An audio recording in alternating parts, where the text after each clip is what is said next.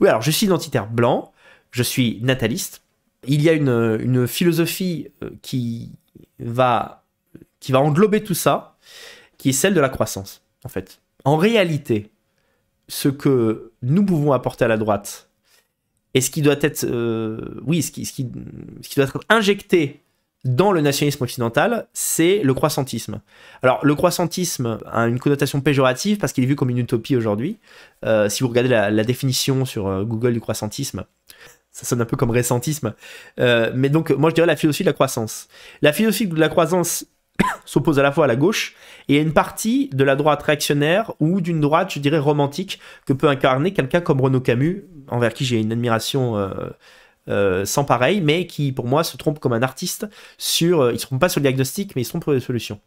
En réalité, qu'est-ce qui casse la dynamique ethnomasochiste? C'est la volonté de puissance, et la volonté de puissance se traduit par quoi? La volonté de croître. Voilà. C'est quoi, comment en fait la puissance se manifeste? C'est que vous voulez plus de vous dans le monde, vous voulez vous répandre. Quand vous êtes en pleine, je prends un exemple individuel, pas collectif, quand vous êtes en pleine confiance en vous, qu'est-ce que vous voulez en tant qu'homme? Vous vous sentez viril, vous avez l'impression que le monde est à vos pieds, vous voulez coucher avec plus de femmes, et en fait ça traduit quoi symboliquement? Vous voulez vous répandre davantage, vous voulez plus de vous sur Terre que moins de vous. Voilà. C'est quoi l'ethnomasochisme? L'ethnomasochisme, c'est considérer qu'on est davantage un poids pour la Terre, pour son peuple, pour son pays, pour sa communauté, qu'une valeur ajoutée. Donc, quelle est la direction qu'on doit donner à la jeunesse de droite de demain? Vous n'êtes pas un poids, vous êtes un cadeau, vous êtes une richesse. Et quand on a une richesse, on est content, mais on veut la croître. La philosophie de la croissance, déjà, elle est intéressante parce qu'elle elle permet de développer des idées nationalistes, si on veut, ou même de supériorité civilisationnelle, sans le dire directement. En fait, en changeant l'état d'esprit, le mindset des personnes qui vous écoutent. C'est quelque chose de, je pense, d'extrêmement puissant et qui contient en son sein énormément de valeurs positives pour les blancs d'aujourd'hui et de demain. Voilà, c'est-à-dire la philosophie de la croissance te rend optimiste. Ne vous inquiétez pas, on aura de plus en plus de choses qui dureront de plus en plus longtemps et de plus en plus de personnes y auront accès. Tout va très bien, Madame la Marquise. Voilà. Alors évidemment, il faut me dire, il ne faut pas être utopiste, certaines énergies vont disparaître, etc. On en trouvera d'autres, de plus en plus efficaces. Ça tombe bien, il y a la fusion nucléaire. Alors la fusion nucléaire, théoriquement maintenant, on sait comment la mettre en place, et les spécialistes estiment qu'il faudra 30, 40, peut-être 50 ans, dans le pire des scénarios, pour qu'il y ait des usines, des centrales nucléaires à fusion. Et alors là, ça va être une nouvelle révolution industrielle. C'est-à-dire qu'on va avoir une énergie non pas illimitée, mais on aura 10 fois plus d'énergie avec des centrales qui plus est, ne sont pas dangereuses. Je vous expliquerai pourquoi dans une autre vidéo. Absolument exceptionnelle. Donc en réalité, la philosophie de la décroissance a pénétré en profondeur la société occidentale et la société française. Constatez que les jeunes sont extrêmement... plus encore que par l'immigration et l'insécurité au quotidien, ils sont effrayés à l'idée que le monde va disparaître dans quelques décennies. Alors nous, on en rigole parce qu'on n'y croit pas vraiment, mais eux, ils y croient tellement que ça les empêche d'aller de l'avant, ça les empêche de construire des projets dans leur tête. Si vous voulez, c'est comme une cage de chasteté pour le cerveau. Ça empêche de créer des possibles. L'idée que, en fait, l'humanité vit ses derniers instants et qu'on va aller vers le déclin. De la philosophie de la croissance casse le déclinisme, casse l'obsession, la décadence de la droite, casse la décroissance de la gauche, casse l'ethnomasochisme et casse le moral en berne de toutes les figures de droite d'un certain âge qui ont tendance à considérer le monde comme une version plus mauvaise et pourrie de ce qu'il était autrefois. Il faut faire exactement le contraire. Et en fait, tout peut être subsumé dans donc mis à l'intérieur du concept de croissance. La confiance en le futur, le natalisme, la confiance en soi, la fierté identitaire, l'accroissement de la richesse personnelle. En fait, la philosophie de la croissance, injectée dans le cerveau des droitards, va leur faire du bien et leur être utile, quelle que soit la philosophie de vie qu'ils ont choisie. Alors certaines personnes, il y a certaines personnes qui ne veulent pas d'enfants, qui par leur caractère seront des mauvais pères ou des mauvaises mères. C'est vrai, ça, il faut le reconnaître. Les enfants, malgré tout, c'est pas pour tout le monde. Voilà. Il appartient à chacun de décider s'ils veulent ou pas des enfants. Moi, je pense que sauf maladie mentale grave, un blanc qui a un QI supérieur à 90 doit se reproduire et le plus possible.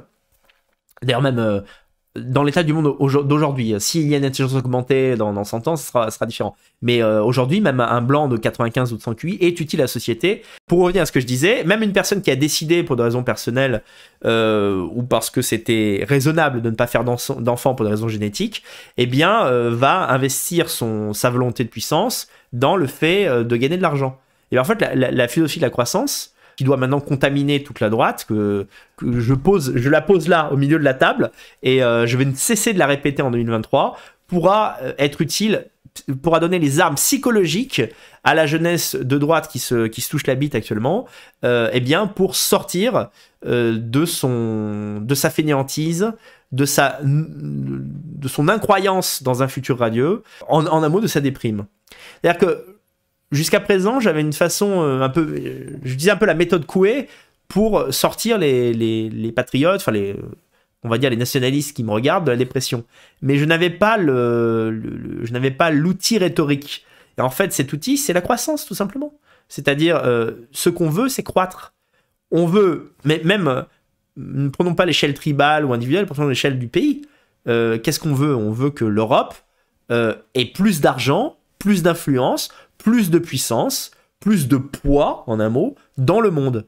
Et une fois que vous aurez cet angle, vous constaterez qu'à gauche comme à droite, ce qui empêche d'avancer, ce qui rapetisse, c'est cette idée que, en gros, on gêne, on est trop lourd, il faut manager ce qu'il y a, voire le diminuer, plutôt que de percer. Je ne suis pas du tout d'accord. On en revient souvent à et je terminerai là mon exposé, on en revient toujours à ce livre de Theodore Kaczynski, la société technologique et la société industrielle et son avenir. Et Kaczynski a bien présenté les enjeux, sauf que lui s'est trompé de voie. Il a dit soit en fait on détruit la société technologique maintenant, là, tout de suite. D'ailleurs, si on en suit pour ceux qui ont lu le livre, ce serait déjà trop tard, hein, selon Kaczynski, donc il ne resterait plus que la deuxième voie. Et la deuxième voie, c'est qu'on devient une société technologique totale, mais dans ce cas-là, on va au bout du projet. Ça veut dire quoi? Ça veut dire, oui, peut-être momentanément, une disparition, vous allez voir pourquoi je dis momentanément, une disparition de la quasi-intégralité des espaces naturels. Momentanément. Pourquoi? Parce que la science va atteindre un tel niveau que cette diversité du monde animal, du monde végétal, nous pourrons la reproduire. Voilà. C'est le principe de l'homo deus. Et moi, je crois qu'il faut aller au bout de ce système et que... Pourquoi la droite est passéiste? C'est pour d'autres raisons que la gauche. Mais la droite est passéiste parce qu'elle est persuadée qu'elle doit retrouver un paradis perdu qui est finalement corrélé à la frugalité. Et vous verrez que quand vous avez cette ligne en tête, tout c'est clair. Pourquoi il y a un soutien de la Russie et du monde de l'Est par une grosse partie de la droite? C'est parce que la droite est fascinée par le fait que ces pays sont en retard. Je parle en particulier de la Russie, du monde Russie-Ukraine. Ces pays sont en retard, donc ils ont quelque chose de plus pur.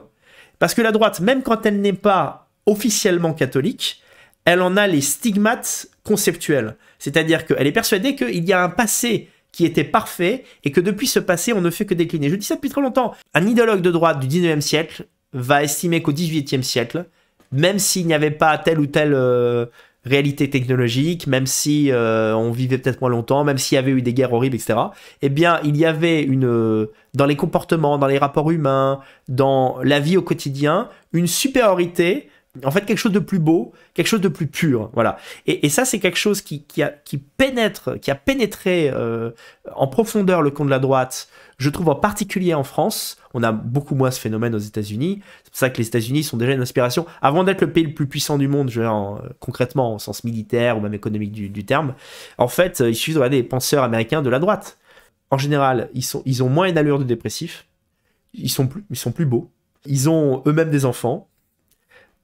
Ils sont racialistes de manière... C'est-à-dire que c'est même pas une discussion. Ils ont pas des enfants non blancs. C'est con, mais il faut encore le dire que il y a des gens dans le milieu... Enfin, il y a des leaders d'opinion de droite qui n'ont même pas d'enfants blancs. Ou pas d'enfants et projettent pas d'en avoir, etc. Donc, il y a une supériorité déjà de cette droite-là parce que cette droite regarde vers le futur. Voilà. Et la droite française... et la droite européenne, en général, ne regarde que vers le passé, parce qu'elle est persuadée que c'est dans le passé elle va trouver les clés du monde de demain. Et alors, alors vous inquiétez pas qu'on peut discuter du sexe des gens, je prends encore 2 heures là-dessus. Hein. Je pourrais débattre avec quelqu'un qui va dire, oui, mais Daniel, ne crois-tu pas que c'est en étant enraciné et en se rappelant le passé, en s'appuyant sur le passé, que nous pourrons construire la droite de demain. Mais tout ça, c'est des mots. Tout ça, c'est des mots. La vérité, c'est que si hier, sur le chat de Cormier-Denis, sur Telegram, quelqu'un m'a apostrophé en me disant, mais t'as quoi contre Spandler? Mais j'ai rien contre Spandler. Je dis juste que c'est obsolète. Se référer à des idéologues qui ne sont pas des scientifiques, c'est pas Newton non plus, hein, qui ont pensé le monde en 1920, n'a aucun sens. N'a aucun sens. Tu peux le lire pour ta culture personnelle et pour voir l'évolution de la pensée de la droite occidentale, mais tu ne peux pas utiliser Spandler comme une carte dans un dialogue aujourd'hui. Alors on va regarder Spandler, contre lequel, encore une fois, je n'ai rien, hein. Je n'ai rien contre Spandler, juste, c'est comme quand Lesquin nous parle de Gobineau. C'est terminé. On ne pense pas le monde avec Spandler aujourd'hui. Regardez.